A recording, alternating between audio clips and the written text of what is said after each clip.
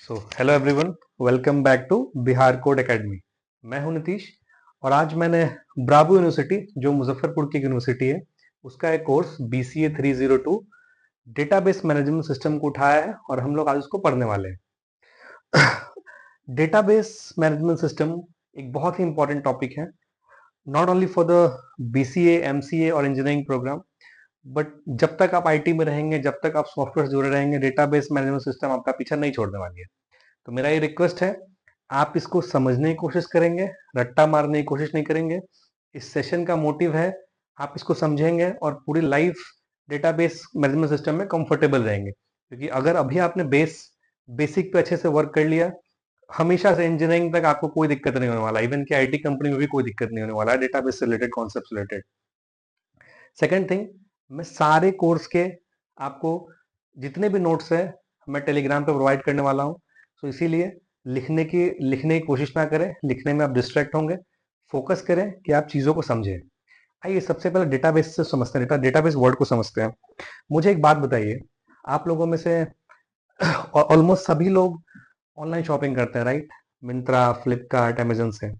आपने देखा होगा कि आपके घर के बगल वाले चौक पे भी इन सारे कंपनीज का एक वेयर हाउस होता है, जहाँ पे पार्सल्स आते हैं दिल्ली से, मुंबई से, बैंगलोर से, लखनऊ से, और उन वेयर हाउस में ये लोग पार्सल को स्टोर करते हैं। ठीक है। और नेक्स्ट मॉर्निंग डिलीवरी बॉय आता है और आपके और मेरे घर तक उस पार्सल को डिलीवर करता है। तो उस पार्सल के लिए इन्होंने एक वेयर हाउस बनाया हुआ है, राइट? इन कंपनीज ने। सिमिलरली आप सोचो, हमारे वर्ल्ड में कितना डेटा है। आपका नाम डेटा है, मेरा नाम डेटा है, मेरा एड्रेस एक डेटा है, मेरा पिन कोड डेटा है। इसको स्टोर करने के लिए भी तो कुछ चाहिए, राइट?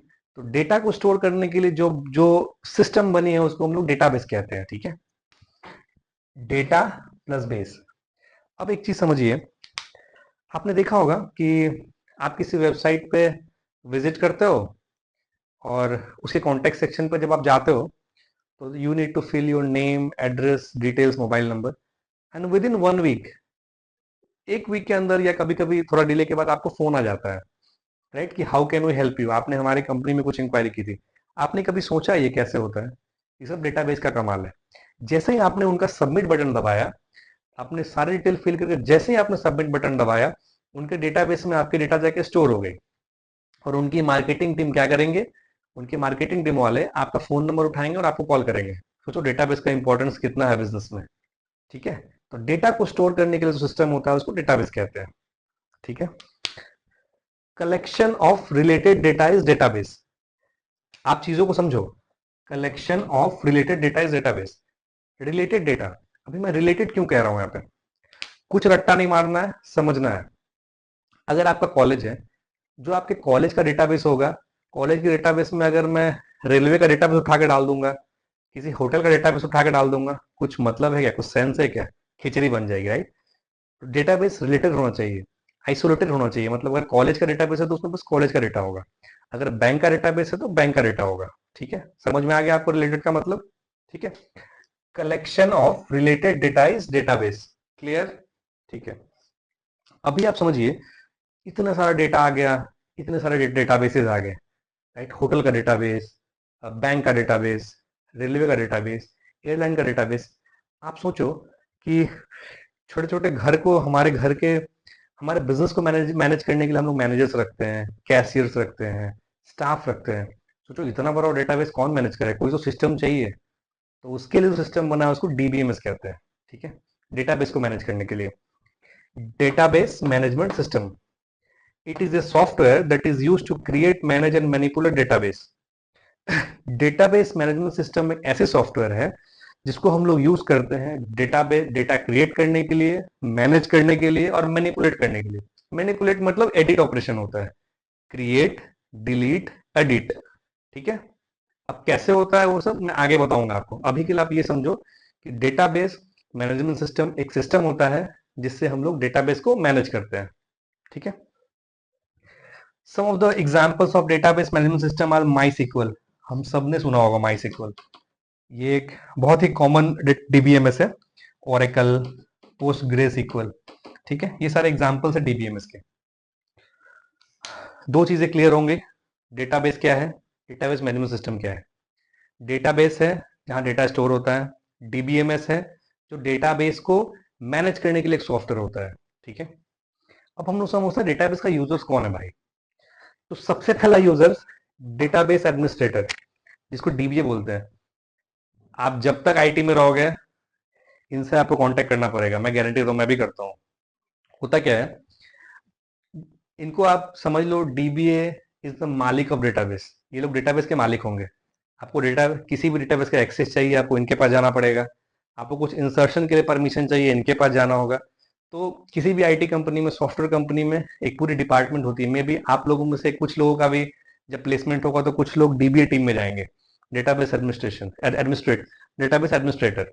तो आप लोग डेटाबेस का मालिक होंगे, सारे टेबल्स का, सारे डेटा का। ये समझ गए आप। Second, application programmers. जैसे आप लोगों में से कुछ लोग कोडर बनेंगे, like Java developer, Python developer, C plus developer. मैं जावा डेवलपर हूँ सपोज करो, तो मुझे भी डेटाबेस की जरूरत पड़ेगी, राइट। सपोज करो मुझे कुछ लॉजिक लिखना है, मुझे लॉजिक लिखना है मुझे कुछ इंटरेस्ट निकालना है। ठीक है, बैंक का है, कोई मेरा क्लाइंट है जिसका प्रिंसिपल अमाउंट मेरे पास है। आप लोगों ने सबने पढ़ा हुआ है, simple interest to P into N into R into T divided by T, जो भी वो फॉर्मूला है मुझे याद नहीं है। तो जैसे ही आपको इंटरेस्ट निकालना है तो कुछ डेटा जो है वो आपके डेटाबेस में स्टोर है आपके कस्टमर का। तो उस डेटाबेस के डेटा को निकाल के आपको लॉजिक लिखना है। तो उसके लिए प्रोग्रामर्स को भी जरूरत पड़ता है डेटाबेस का। तो प्रोग्रामर्स भी डेटाबेस यूजर्स हैं। थर्ड जो है वो है एंड यूजर्स। एंड यूजर्स मतलब जनरल और कॉमन यूजर्स। अब देखो एंड यूजर्स में भी दो दो दो टाइप के होते हैं। एक होता है नेव यूजर्स और एक होता है ऑनलाइन यूजर्स और कैजुअल यूजर्स। देखो नेव यूजर्स क्या होता है, इसको बहुत ज्यादा जानकारी नहीं होता है, इसको कुछ नहीं पता सीक्वल क्या होता है, नो सीक्वल क्या होता है, पोस्टग्रेस सीक्वल होता है। आप समझ करो एक रेस्टोरेंट में एक मैनेजर बैठा है, वो अपना बैठ के बिलिंग कर रहा है कुछ, या फिर कुछ सेल्स डिपार्टमेंट में कुछ डेटा अपलोड कर रहा है, कुछ फेच कर रहा है, वही काम है उसका। That is naive users. Similarly online और कैजुअल यूजर्स क्या होता है, ये बहुत कम आते हैं सिस्टम पे। ये आएंगे, सपोज करो मैनेजर से एक ऊपर वाले लेवल पे है, कुछ रिपोर्ट जनरेट किया वीकली या 10 दिन में एक बार और चले गए। तो यही डिफरेंस है। ऑनलाइन और कैजुअल यूजर्स बहुत फ्रीक्वेंट यूजर नहीं होते हैं, और नेव यूजर्स फ्रीक्वेंट होते हैं पर उनको जानकारी नहीं होती है डीबीएमएस की, प्रोग्रामिंग लैंग्वेज की। तो आइए रैप अप करते हैं क्विकली इस सेशन को। हम लोगों ने तीन चीज सीखा, डेटाबेस, डीबीएमएस और डेटाबेस यूजर्स। तो डेटाबेस क्या हुआ, डेटाबेस ये हुआ जो डेटा को स्टोर करते हैं, जहां पे हम लोग उसको डेटाबेस कहते हैं। ठीक है, डीबीएमएस क्या होता है, जिस सॉफ्टवेयर से हम डेटाबेस को मैनेज करते हैं उसको डीबीएमएस कहते हैं। और डेटाबेस यूजर्स चार तरह के होते हैं, DBA, application programmers, end users और data analyst, data scientist analyst. ये मैं छूट गया था। डेटा साइंटिस्ट एनालिस्ट आप लोगों में से सब लोगों ने सुना होगा, आजकल बहुत ट्रेंड में, machine learning, artificial intelligence, data scientist.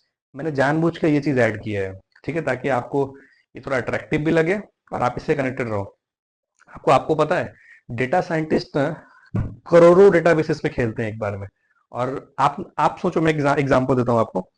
आप मिंत्रा से शॉपिंग करो, 4 बार शॉपिंग करो, सपोज आपका नाम अंकित है, आपने 4 बार शॉपिंग किया मिंत्रा से। जब आप 5वीं बार शॉपिंग करने जाओगे वो आपका साइज बताने लगेगा, आपके जीन्स का साइज खुद से प्रेडिक्ट कर देगा, आपकी टी शर्ट का साइज खुद से प्रेडिक्ट कर देगा। आपने सोचा है कैसे होता है? This is all about machine learning and data science. तो डेटा साइंटिस्ट जो है और एनालिस्ट जो है वो डेटाबेस का भर भर के यूज करते हैं, इसलिए मैंने ये ऐड किया है specially. So thank you for watching this. Stay tuned for the other videos. Thank you.